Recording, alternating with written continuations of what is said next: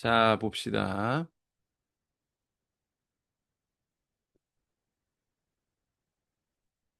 자, 첫 번째 질문 볼게요.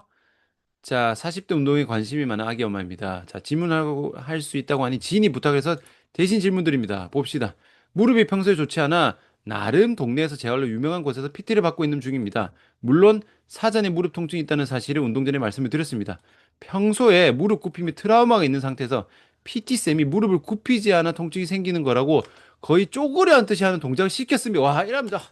지금 제가 거의 또 분노 조절장애 생깁니다. 그리고 통증이 오면 무릎 주변을 자기장 같은 기계를 갖다 대고 풀어주시고 중간중간 계속 통증이 있을 때마다 운동 동작 한번 하고 기계 한번 하고 이런 식으로 수업을 하고 있습니다. 신기하게도 기계라면 괜찮아지는 느낌이 있습니다. 그런데 제가 걱정되는 건 이런 식으로 운동을 하다가 나중에 더 아파지는 게 아닌지 걱정돼서 계속 해도 되는지 결정을 못 하겠네요. 아직까지는 더 아프거나 그런 건 없지만 그렇다고 좋아지고 있다는 느낌을 받지 못하는 상태입니다. 자, 일단은 자, 그 무릎 굽힘에 트라우마가 있는 상태에서 무릎이 굽히지 않아 통증이 생기는 거라고 쪼그라앉는 동작을 시켰습니다. 자, 여기서 자, 일단은 요 자체가 굉장히 리스크가 있는데 만약에 했는데 정말로 안 아파. 그러면은 뭐예요? 굽히는 쪼그려 앉는 동작을 해도 되는 상태가 맞는 거죠. 쪼그려 앉는 것 자체가 뭐 좋다 나쁘다를 논하기 전에 만약에 이 사람이 무릎 굽힘이 트라우마만 있어.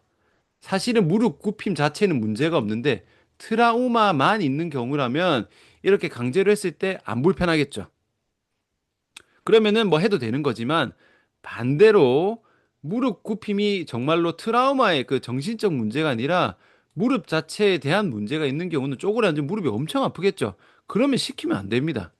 아시겠죠? 제가 볼 때는 어 어쨌든 지금 딱히 좋아지고 있는 느낌을 못 봤다고 하니까 제가 말씀을 드리자면은 이거를 트라우마를 바로 트라우마를 얘기하면 안 됩니다. 이런 거는 이게 제가 딱 봤을 때 트라우마 하는 소리하고 무릎 주변 자기장 이딴 거 하는 거 보니까 딱히 우리가 원하는 움직임에 대한 개념 별로 없는 애예요. 트라우마는 언제 해야 되냐면은 뭐 근육 검사를 하든 뭐 움직임을 해요. 그러면은 이럴 수는 있겠죠. 선생님 저는 무릎이 아파요. 그러면은 무릎이나 고관절 주변에 근육을 체크합니다. 그리고 움직임도 체크해. 근데 이상이 없어. 전부 다 이상이 없는데 전 무릎 굽히는데 아파요라고 하면은 그때는 이게 실제로는 다 괜찮은데 이 사람이 트라우마가 있구나라고 판단해도 되겠죠. 근데 그게 아니고 그냥 냅다 그냥 트라우마 있다면서 그 쪼그려 앉게 하면은 이거 작살 나는 거예요. 이런 식으로 하면 큰일 납니다. 그리고 그 이게 자기장 같은 경우는 제가 봤을 때 뭐 저주파 고주파 이런 거 같은 건데 요새 재활에서 이제 요런 거 쓰는 사람들 좀 봤거든요. 봤는데 중요한 게 뭐냐면 뭐 기계를 쓰든 뭐 생쇼를 하든 상관없어. 좋아지면 상관없어요. 맞잖아. 결국 어떤 형태든 좋아지면은 괜찮지만 지금 일단은 좋아지고 있는 느낌을 못 받은 상태가 결국 나왔죠. 그러면은 이거는 효과가 없는 거야. 이 기계가 나쁘다라고 판단할 수는 없고 뭐 기계가 맞는 사람은 좋아질 수는 있죠. 이 사람은 어쨌든 좋아지고 있는 느낌 못 받았으면은 하면 안 되지. 그리고 딱 뉘앙스 있는 거 보면은 통증이 오면은 기계발로 없애잖아. 그 운동 동작 한 번 하고 이러니까 사실은 얘는 재활로 좋아진 게 아니라 기계로만 그냥 통증 감추는 것밖에 못하는 사람이에요. 최종적으로는 그걸 안 해도 괜찮은 상태를 만들어야 되는데 하다가 보세요. 상식적으로 제가 어깨 운동을 해요. 어깨가 좀 아파. 뭐 걸린다 칠게요. 그러면 뭐 재활 이렇게 해가지고 안 아프게 만들어서 안 아파요. 이게 내가 움직임이 고쳐진 건데 이렇게 해서 아파. 아프세요? 일로 오세요. 누우세요. 밍. 안 아파요. 그게 움직임이 고쳐진 게 아니잖아. 재활이 됐다는 의미 자체가 나의 움직임이 개선이 되고 뭔가 근육이 정상적으로 작동되고 이런 걸로 가야 되는데 그냥 통증을 감추는 방식으로 하면은 안 됩니다. 초반에는 너무 심한 경우는 그런 기계 도움을 받아도 되겠죠. 너무 동작이 안 나오면은. 근데 점점 그런 기계 의존이 없어도 그런 기계를 안 써도 괜찮아져야 괜찮은 거잖아요. 그쵸? 우리가 약을 먹어야만 안 아프고 주사를 맞아야만 안 아프고 이러면은 치료된 게 아닌 거잖아요. 똑같습니다. 제가 볼 때는 여튼 좋아지고 있는 느낌을 받지 못한 상태니까 하면 안 됩니다. 하시면 안 돼요. 안 맞는 겁니다. 근데 뭐 이거 하고 너무 좋아졌어요 하면 해도 됩니다. 내가 좋아지면 해도 되는 거야. 자, 2번. 근육 테스트 시 근력이 좋았는데 풀어보고 다시 테스트를 했을 때 근력이 떨어져 있는 경우는 근육을 많이 풀어. 이거는 너무 세게 너무 오래 한 거예요. 그러니까 제대로 그 푸는 방법을 잘못하신 거예요. 대부분 너무 강하게 너무 오래 하면은 근육 전체 데미지가 가버려요. 근데 이런 경우는 일시적이기 때문에 금방 다시 돌아옵니다. 자, 전거근을 못 쓰는 사람한테 운동이 아닌 활성화는 어떤 방법으로 해야 될까요? 활성화 방법이 따로 있습니다. 따로 있고 뭐 굳이 제가 여기서 답변 드릴 수 있는 방법으로 하냐면은 그 전거근 움직임에서 근육에 대한 근육 수축 인지를 만들어줘야 됩니다.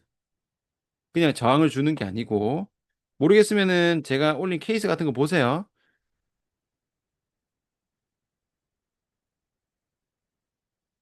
자, 4번. 인터벌 러닝 30분 정도 3주 하고 나서 아침 일어날 때 발바닥이 아닌 발목 접히는 부분이 앞부분이 아파서 3, 4분 조금 걸어야 괜찮아집니다.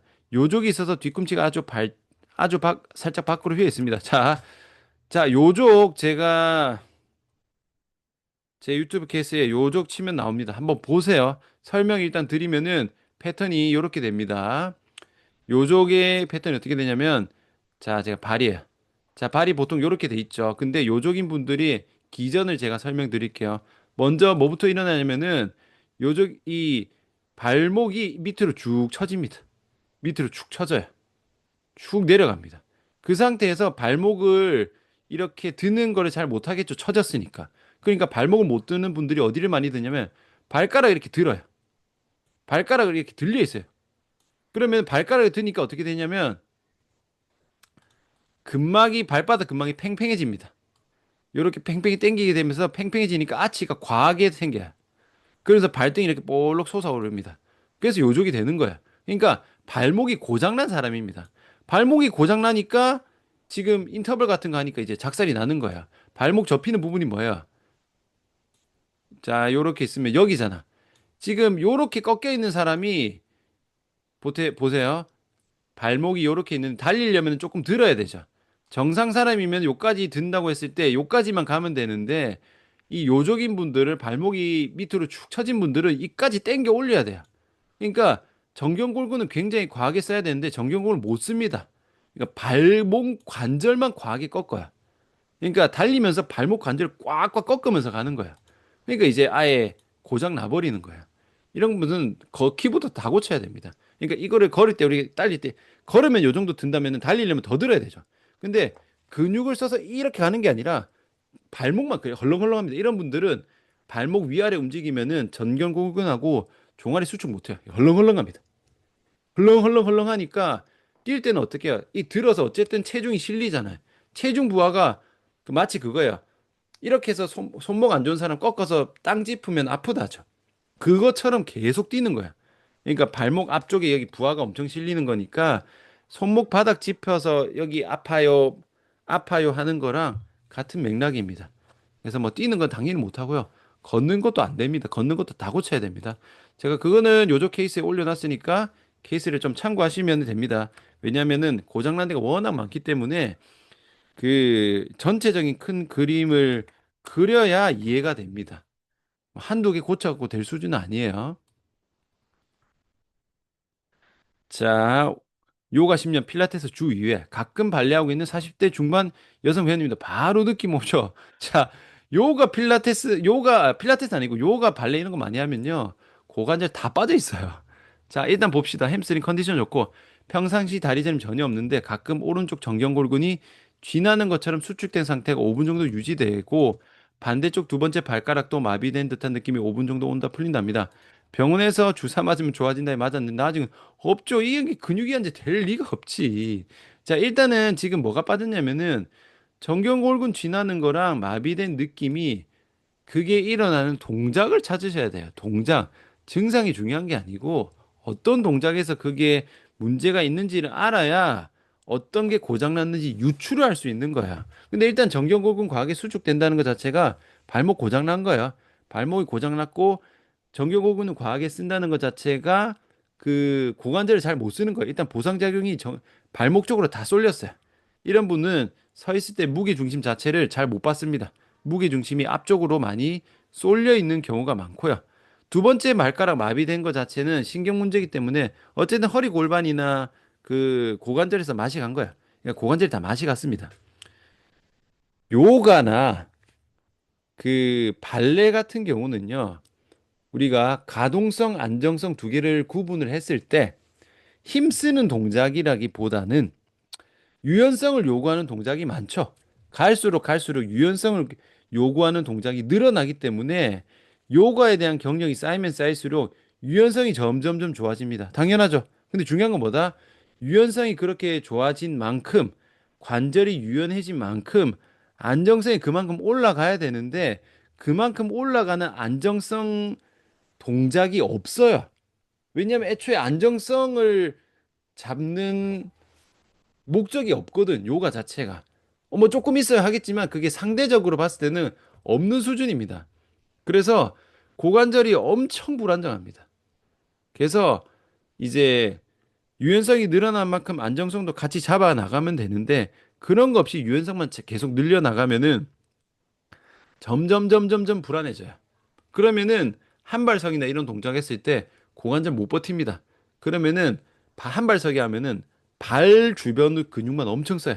종아리, 비골근, 정경골근 이런 것만 엄청 쓰면서 다 고장 납니다. 저한테 요가 7년, 10년 해가지고 오신 분들 보면은 유연성은 기똥차인데 힘은 다 풀려 있어요. 근데 발레까지 한다. 그러면 아주 높은 확률로 고관절이 거의 다 빠져 있을 겁니다. 그래서 요거는 안정성으로 접근하셔야 됩니다. 자, 그다음 질문 볼게요. 자, 왼쪽 라운드 숄더가 많이 심합니다. 대흉근, 전면 삼각근, 상완 이두 단두가 타이트합니다.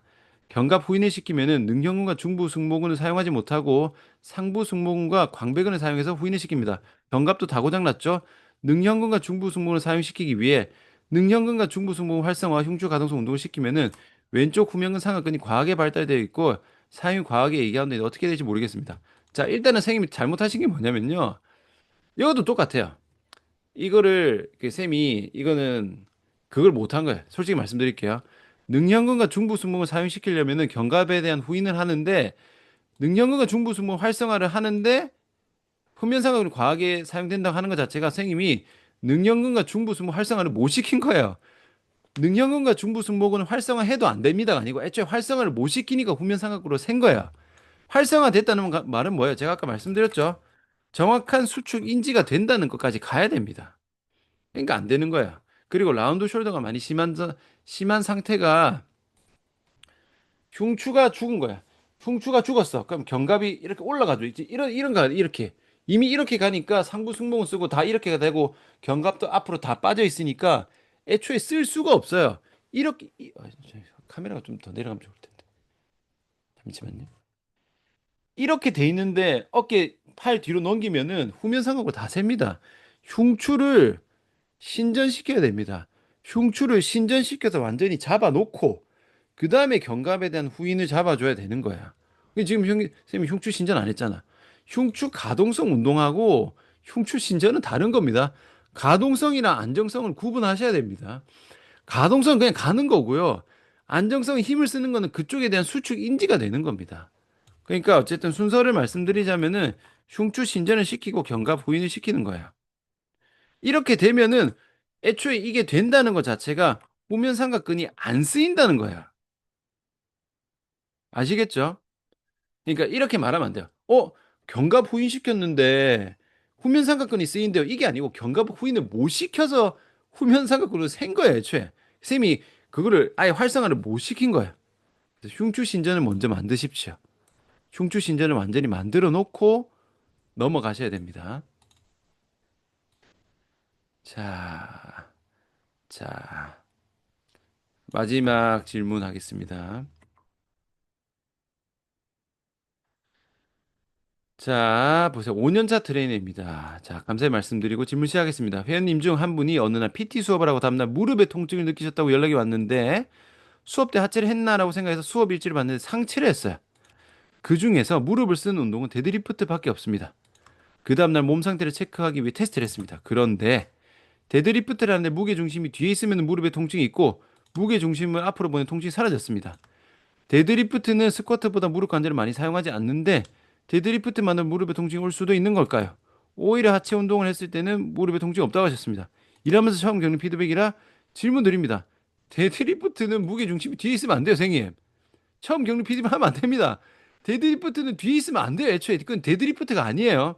데드리프트 뒤에 있으면 안 됩니다. 안 돼, 안 돼, 안 돼요.